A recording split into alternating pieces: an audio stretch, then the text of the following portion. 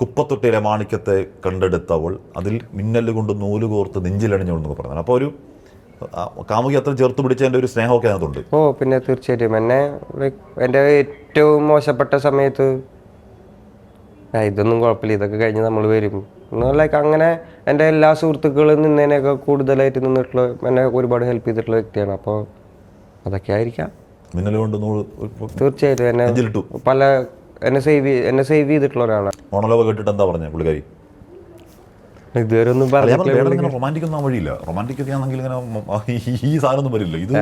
ഇതൊരു എന്ന് പറഞ്ഞാൽ ഹിരോഷിമ നാഗസാക്കി എന്നോട് വീണോന്ന് പറയുന്നതിനകത്തൊരു പ്രണയത്തിന്റെ ഒരു എക്സ്പ്ലോഷൻ ഉണ്ട്. എല്ലാം പിടിച്ചിട്ട് ഇതും റൊമാൻറ്റിക് തന്നെ എന്ന് പറയുന്നത് അങ്ങനത്തെ ഒരു കാമുകനാണെന്നാണ് തോന്നുന്നത്. അത് പുള്ളിക്കാരി ഇടയ്ക്ക് പറയാറുണ്ട് സുഹൃത്തുക്കളുടെ അടുത്ത്. അപ്പോൾ എനിക്ക് അത് കാരണമായിരിക്കാം എൻ്റെ പ്രേമപ്പാട്ട് അങ്ങനെ എഴുതാൻ പറ്റുന്നത്. പക്ഷെ അടുത്ത പ്രേമപ്പാട്ട് ഇച്ചിരി കൂടി രസമുള്ളതായിരിക്കും എന്നാണ് ഞാൻ വിശ്വസിക്കുന്നത്. എണ്ണകറുപ്പി എന്ന് പറഞ്ഞൊരു പാട്ട്. അത് ഈ 2 പാട്ടുകളും ഒരു സമയത്ത് എഴുതി തീർത്തതാ. ഒരു EP ആയിരുന്നു അത്.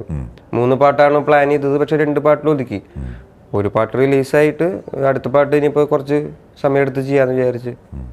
അപ്പോൾ ആ പാട്ട് ഇച്ചിരി കൂടി